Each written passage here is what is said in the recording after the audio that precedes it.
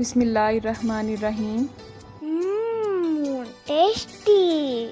जी हाँ, आज हम बनाएंगे इफ्तार में बहुत ही टेस्टी रेशमी कबाब और इसे हम बहुत ही आसानी के साथ फ्राइंग पैन में बनाएंगे और इसका टेस्ट इंशाल्लाह रेस्टोरेंट्स के कबाब से भी अच्छा होगा। आप देख सकते हैं ये बहुत ही आसानी के साथ टूट रहे हैं, बहुत ही जूसी हैं और अंदर तक मुकम्मल तौर पे गल चुके हैं। तो चलें अपना टाइम ज़ाया किए बगैर अपनी रेसिपी की तरफ चलते हैं। तो सबसे पहले हम लेंगे 3 अदद दरमियानी साइज़ के प्याज। मैं यहाँ पे चॉपर यूज़ कर रही हूँ, अगर आपके पास चॉपर नहीं है तो आप इसे कद्दूकश भी कर सकती हैं। ये तकरीबन 30 से 40 सेकंड के अंदर बहुत अच्छा सा चॉप हो जाएगा। उसके बाद हम इसे किसी छलनी में या किसी मलमल के कपड़े में निकाल लेंगे और इसका एक्स्ट्रा पानी अच्छी तरह से निचोड़ लेंगे। अगर आपके पास ये किचन गैजेट्स नहीं है तो इसमें कोई भी ऐसी परेशानी की बात नहीं है, क्योंकि जब ये मशीन्स नहीं थी तब भी ये सब डिशेस दुनिया में बनाई जा रही थी। अब हम लेंगे आधा किलो बोनलेस चिकन। अगर आप चॉपर ना यूज़ करना चाहें तो इसकी जगह पर आप कीमा भी ले सकती हैं। इसके अलावा चंद फ्रेश पत्ते पुदीना के हमने लिए हैं। स्पाइसेस में हम ऐड करेंगे 1 चम्मच नमक। इसके अलावा हम लेंगे 1 चम्मच कुटी हुई लाल मिर्च, 1 चम्मच खुश्क धनिया पाउडर, 1 चम्मच साबुत सफ़ेद ज़ीरा, आधा चम्मच पिसी हुई काली मिर्च, आधा चम्मच सुर्ख मिर्च का पाउडर और इसके अलावा हम लेंगे 4 से 5 खाने के चम्मच कोकोनट पाउडर। ये मार्केट में इजीली अवेलेबल है और इससे इसका टेस्ट बहुत अच्छा आता है। अब हम इसमें चॉप किए हुए प्याज ऐड कर देंगे। इसमें मैं 1 चम्मच के हिसाब से लहसुन पाउडर ले रही हूँ, अगर आपके पास फ्रेश है तो आप फ्रेश डाल सकते हैं। अब हम इन तमाम अज्जा को अच्छी तरह से चॉप कर लेंगे। यहाँ पर मैं हाफ कप चेडर चीज़ और मोज़रेला चीज़ ले रही हूँ। इन दोनों चीज़ को मैं ग्राइंड करके हर वक्त अपने फ्रीज़र में रखती हूँ और जब ज़रूरत पड़ती है इसे इस्तेमाल करती हूँ। इसमें से हाफ चीज़ को हम इस वक्त यूज़ करेंगे और बाकी हाफ चीज़ से हम कबाब को कोट करने के लिए सॉस रेडी करेंगे।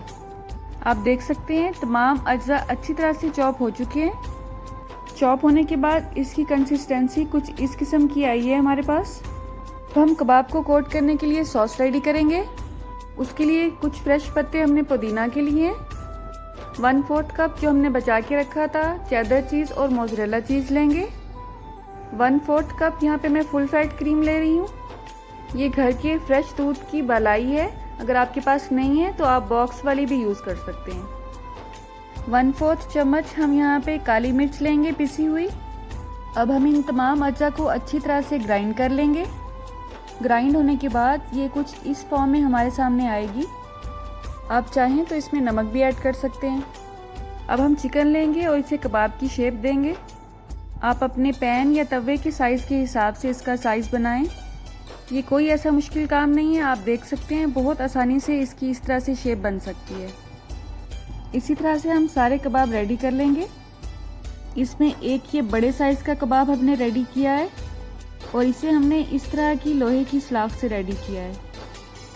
इस सलाख पर इसे रख के हम शेप देंगे और बाद में आराम के साथ इसकी सलाख को निकाल लेंगे। इस तरह से आप अपनी मर्ज़ी से इसे शेप दे सकती हैं, बड़ी या छोटी। अब हम किसी पैन में या तवे में 3 से 4 चम्मच ऑयल लेंगे। चूल्हे की आंच को हम लो टू मीडियम पे रखेंगे, क्योंकि इसमें जो चिकन हम यूज़ कर रहे हैं वो कच्चा है, तो इसे हम नॉर्मल हीट पर पकाएंगे। अगर हम आंच को शुरू से ही तेज़ रखेंगे तो ये जल जाएंगे और अंदर से कच्चे रहेंगे। जब आपको लगे कि एक साइड से ये अपना कलर चेंज कर चुके हैं तो इनको आराम से एहतियात के साथ टर्न करते जाएं और तमाम साइड्स पर इसे अच्छा सा कलर आने दें। अगर आप इसे बनाकर फ्रीज़ करना चाहती हैं तो इस पॉइंट पर बस इतना सा इसे पकाएं और इसे ठंडा करने के लिए बाहर निकाल लें। और जब भी आपने इसे यूज़ करना हो इसे डीफ्रॉस्ट करें और उसके ऊपर सॉस लगाकर इसे ताज़ा ताज़ा रेडी कर लें। इस पर हर तरफ से अच्छा सा कलर आ चुका है। अब हम इस पर सॉस लगाएंगे। किसी ब्रश की मदद से या किसी भी चम्मच की मदद से इस पर आसानी से सॉस लगाई जा सकती है और ये सॉस अगर आप टेस्ट करके देखें तो इंतहाई टेस्टी है। आम चिकन कबाब में और रेशमी कबाब में इसी सॉस का फ़र्क होता है। इसमें जो ख़ास टेस्ट आता है वो इसके अंदर चीज़ डालने की वजह से आता है या इसके ऊपर सॉस लगाने की वजह से आता है। इसी तरह से इसको हम टर्न करते जाएंगे और सॉस लगाकर इसे पकाते जाएंगे। आप देख सकते हैं माशाल्लाह से कितना अच्छा सा कलर आ चुका है इनके ऊपर। अब हम इसे डिश आउट करेंगे और सारे कबाब्स को इसी तरह से रेडी कर लेंगे। अब आप इसे अपने इफ्तार में बनाएं और सबकी तारीफ़ें वसूल करें।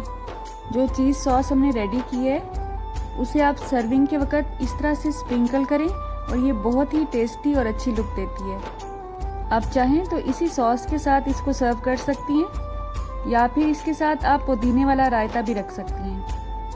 मेरी किसी भी रेसिपी के मुतालिक अगर कोई भी क्वेश्चन आपके जहन में है तो आप कमेंट करके मुझे पूछ सकती हैं।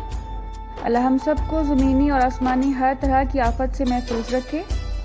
अल्लाह आप सबका दस्तरखान सजाए रखे और हम सबको सेहत और ईमान का रिज़्क़ अता फरमाए। अल्लाह हम सबको रमज़ान की बरकतों से भरपूर फ़ायदा उठाने की तौफीक अता फरमाए। मेरी नेक्स्ट वीडियो तक अल्लाह हाफ़िज़।